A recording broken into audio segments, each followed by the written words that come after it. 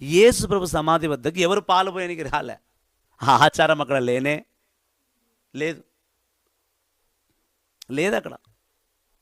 ఎదుగు ఈ 12 మంది కూడా 3వ రోజు సమాధికి అటెండ్ కాలేదు, అప్పటికి అటెండ్ కాలేదు. అది ఏమైంది? ఫస్ట్ ఆఫ్ ఆల్ ఆ సమాధి దగ్గర ఈ సోల్జర్స్ ఏం చేస్తున్నారు, ఎందుకు సోల్జర్స్ని పెట్టారనేదే ప్రశ్న, అంశమే అది. అదే అధ్యాయంలో 11వ వచనం చదవమ్మా.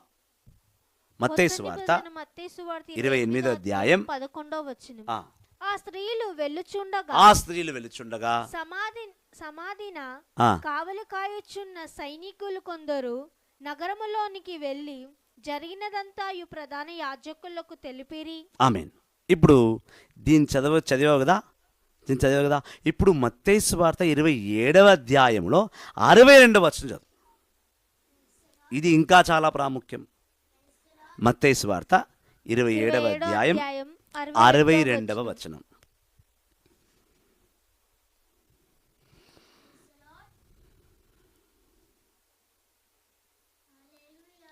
ఆయత దినమునకు మరునాడు ప్రధాన యాజకులు పరిసయ్యులు కలిసి పిలాతు నొద్దకు వచ్చి, అయ్యా, ఆ మోసగాడు జీవించి ఉన్నప్పుడు నేను మూడవ దినముల తర్వాత సజీవుడైన లేతునని చెప్పినట్టులో మాకు జ్ఞాపకం ఉన్నది. అతని శిష్యులు అతనిని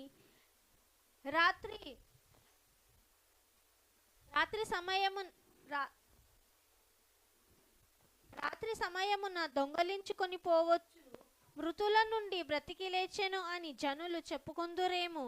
అప్పుడు మొదటి మోసము కంటే కడపటి మోసము ఘోరముగా నుండును. కనుక 3వ దినము వరకు సమాధిని భద్రపరచు ఆజ్ఞాపింపుము అని చెప్పిరి. అందుకు పిలాతు, మీకు కావలి వారు ఉన్నారు కదా, పోయి మీ చేతనైనంత వరకు సమాధిని భద్రపరచుకొనుడు అని వారితో పలికెను. వారు పోయి రాతిపై ముద్ర వేసి కావలి వారిని పెట్టి సమాధిని భద్రపరిచిరి. ఆమేన్. చూడండి, యేసు ప్రభు చనిపోయిన తర్వాత, బాగా గమనించాలి ఈ మాట.